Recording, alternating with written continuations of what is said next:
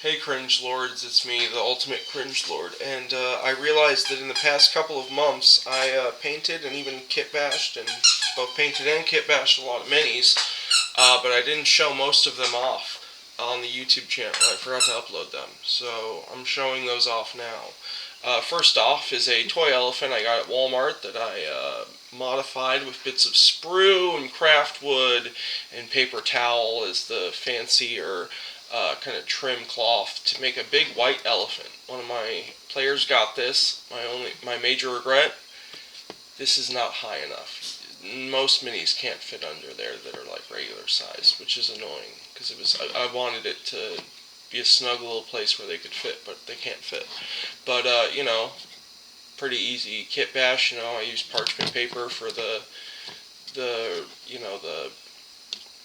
harness or whatever. So that's one guy.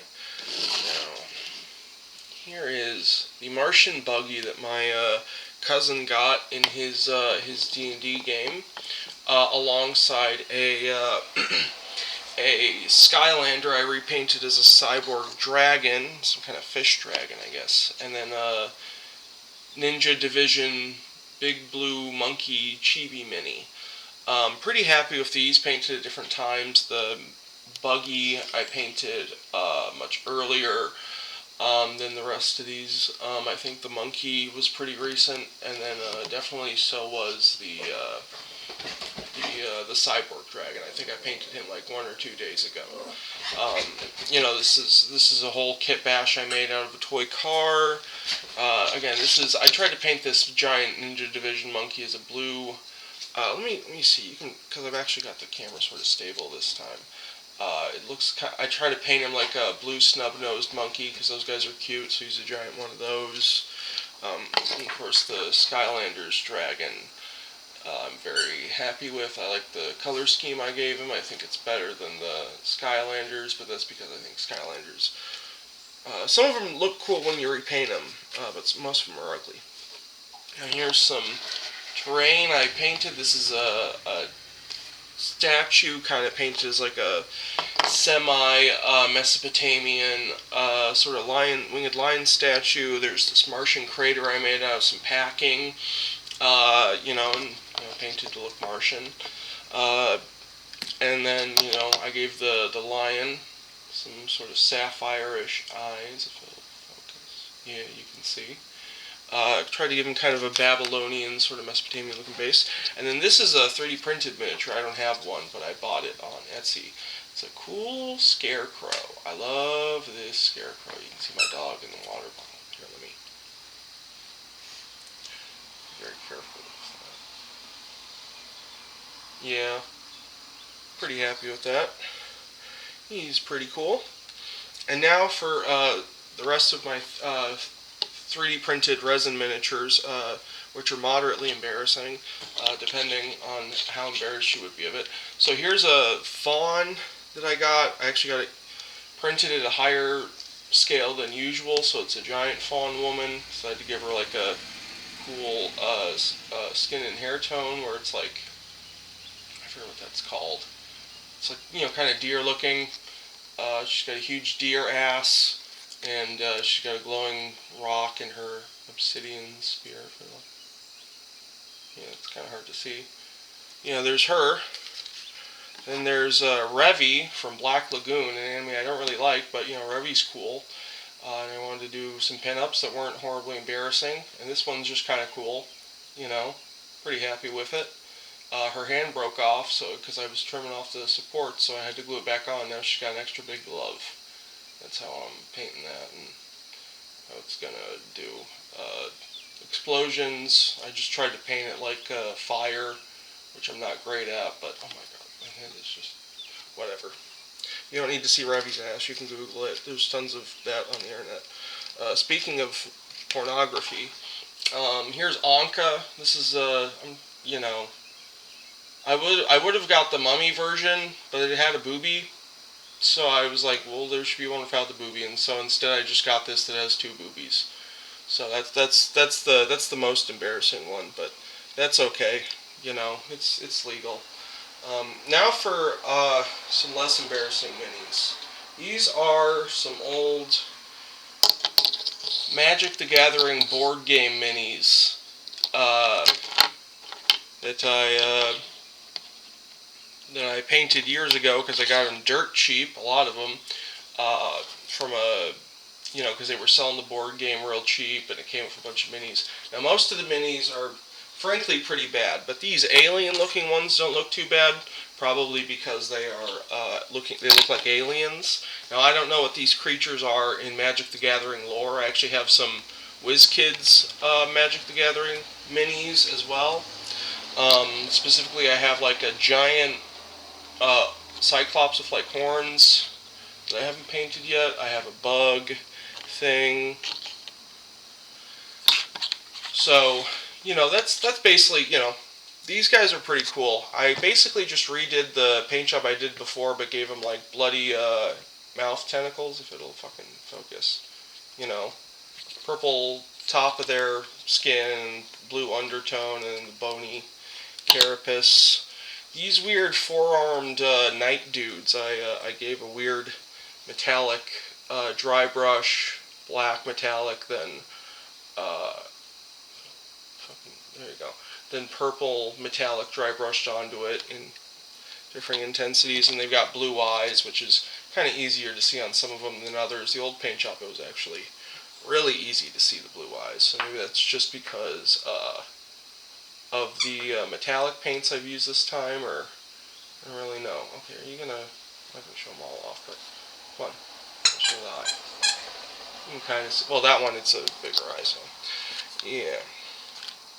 So there is the Magic the Gathering guys. Now are the Ankh Egyptian guys. These are some good board game minis. I don't know if Ankh is at all a good board game. I don't really play miniature board games. I mean, I play D&D, but that's, I have a board for that, but I guess there's a distinction. I don't know. Here, let me just place as many of these as I can fit onto the table. These guys, very fun. I tried to go with a lot of different colors. These are specifically the warriors of certain gods. I don't remember all of them. I think this lady is Ra, maybe? I think she's supposed to be the warrior of Ra. This lady, I'm not sure. This guy's Bastet, which is weird because he has like lion motif. And there are lion gods in Egypt, but I think Bastet was usually a house cat. This guy might be Ptah. I'm not sure. I like the hat color I gave him. I was like, oh, he's got to have a white hat. And then this lady is the warrior of Thoth, which is why she has a red sword, because Atlantis, or Calcum, Thoth, the Atlantean king nonsense that pseudo-historians made up that I love pillaging for my D&D lore. So yeah, that's those Egyptians. I've got a few more. Here are these guys, and then after this we'll get to the Kitbashes I didn't show off. So I'm not sure what. I think this guy might be the warrior of Osiris. I think he might be a zombie. No, this guy I think is the warrior of Osiris. So I gave him green skin, like it's skin paint or something. This guy is definitely the warrior of Horus. He's the heaviest armored, and he's got a big eagle suit. And then this guy, I forget. I'm really bad with Egyptian god names, like what they do and what they're known for. I'm just not as knowledgeable about that as I am some other. I mean, I'm not really knowledgeable about very many mythologies or religions, to be honest. I'm not like super knowledgeable about the subject.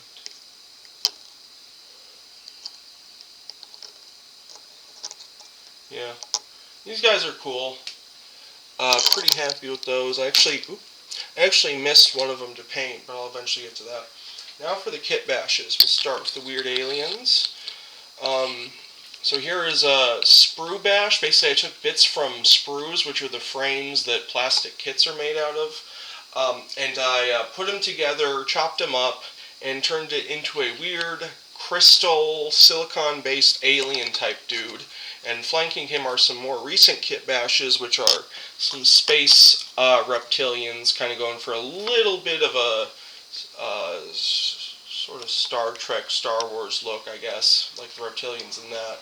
But the bodies are actually from Frostgrave Demons, which I think fits them very nicely when painted flat red. And you know, this guy, he's got like, the silicon guy's got bioorganic machine guns. It's these little circle dot things on him, and they're leaking like purple liquid because they're like weird crystal orifices, just weird alien shit. But yeah, pretty happy with those guys. Then here are some the rest of the really recent ones that I did like a day or two ago. Here are some blue lizard men that I gave Sudanese bodies from the Perry Miniatures kit. These guys are cool. I gave them the regular swords from the War Games Atlantic Lizard Men. Yeah, I just painted 3 of them, but I really like them. I've got some red lizard men, some chameleons, some, I actually don't know if I have any green ones. I do have, yeah, I have all sorts. But, you know, hopefully one day I'll actually get the full kit, because I'm pretty much out of the sprues I used. But, yeah, I really like the poses I gave these guys, too. I think they're pretty cool. And finally is the cynocephali that I built. In other words, the dog-headed men, which is a fun thing I like. I actually, as a teenager in the early stages of my D&D setting, back when it was more generic, in the Black Sea sort of region, there was an empire that used to exist called the Valkonan Empire, and its descendants were a bunch of dogmen, basically, but different species of canids, not just domestic dogs or wolves or anything. I'm definitely going to revive that in my current lore, because I think that's a pretty damn cool idea. So yeah, these are Kitbash from different parts. Mostly, you know, a lot of these guys have the torsos from. Where are these torsos from? Oh yeah, they have Spartan torsos from, I think, Warlord or something, and then the lower halves, these 2 guys, and then the snake dude who's with them, which has a Frostgrave snake head just chopped off. These guys are, the bottom half is Fireforge medieval Scandinavians, like post-Viking Scandinavians, and the torso is Spartans. And then the arms, the left arms with the shield are all the same thing. They're Warlord Games bits that I got for some order. Like, hey, here's some quivers and shields. I actually gave one of the quivers to the white wolf with the bow and the shield. I think he's about to dodge an arrow, basically. But yeah. So that's basically that's basically it, really. I hope you have a good day. Bye bye.